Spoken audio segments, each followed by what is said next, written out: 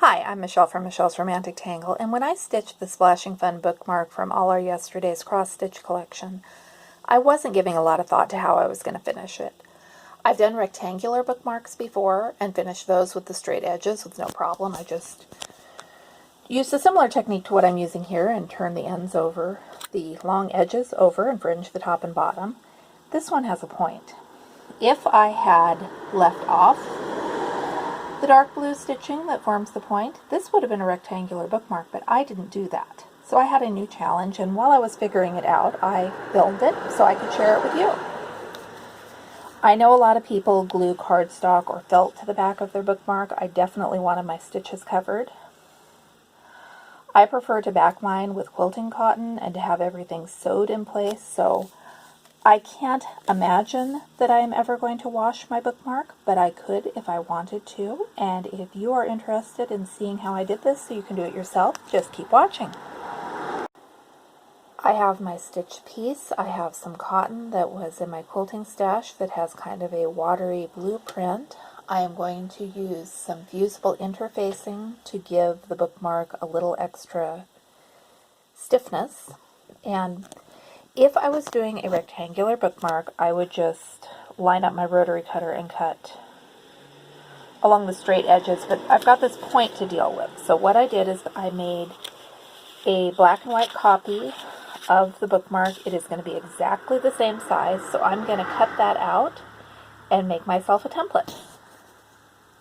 I cut out my template to be exactly the size that I would like my finished bookmark to be. To make sure that my edges were straight and not wonky, I did use my rotary cutter and acrylic ruler from quilting, but you can use scissors or however you want to do it. I also pressed my stitched piece. This is the time if you want to wash it or get any wrinkles out. It's now or never. Then I also took a piece of fusible interfacing. Mine is medium weight just because that's what I wound up with. I fused it to the wrong side of my quilting cotton, and now I'm going to cut this to exactly the same size as my printed template. Now we're to the part that scares me. I need to cut out my stitched piece, and I'm going to leave a border that I can fold around this piece. So what I'm going to do, I have my copy underneath it. I'm going to line them up as near perfect as I can, and I'm going to secure it with some pins. And flipped over, and I'm actually breathing a little easier because I can tell from the back side if I'm cutting any of my stitching or not, and I am not. I'm going to cut this leaving probably a little less than ½ an inch border all the way around the paper. Out with about a 3/8 of an inch border all around the edges of the actual size of the bookmark. This measurement is not at all critical. I just need enough fabric that I can fold it over the backing. So eyeball it, do it with scissors, whatever works for you. I did cut notches in the top corners to make it have less bulk when it is folded, and I cut the tip off of the point even to the template. So now what I'm going to do is with the right side up, I'm going to lay my background fabric over the back of the stitch piece. So right side on the bottom out, right side on the top. And I am now going to fold over these raw edges and iron them in place. See, I have my edges folded and pressed. They are not staying put, but the crease is there so that when I sew it, it's going to work. My point did not come out the way that I wanted, so I just tucked the little tip under, and I'm willing to live with that. I don't know how. This is a new technique for me, putting a point into a bookmark, and I'm happy so far. We'll see how it turns out.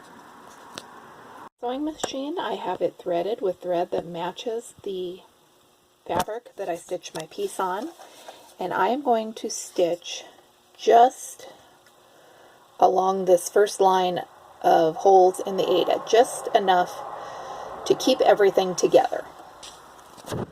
I'm sewing with the stitch side up so I can see exactly what I am doing. I am putting my stitches about 1/8 of an inch in from the edge, which is pinning down the folded edge of the fabric. There is some raw edged Aida there on the back, but I have done other bookmarks like this and I don't foresee it being a problem. I don't want the bulk it would take to turn that seam under a second time.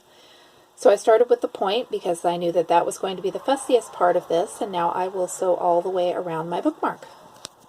Side of the bookmark with all of the edges stitched down. It is folded over a bit in these corners where the point is. I don't think it's too bulky, and there's no bulk at all at the top because of those notches.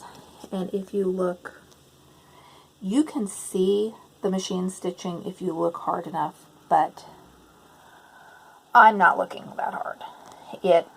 I'm very happy with the way this turned out. And I've done something very similar with rectangular bookmarks where I did the same thing, just folded over the two sides and then fringed the top and bottom so that I didn't have to mess with the corners and the point. But in the end, I am glad that I did it this way and that I left the point. And hey, I learned a new trick, and hopefully it can be of help to you too.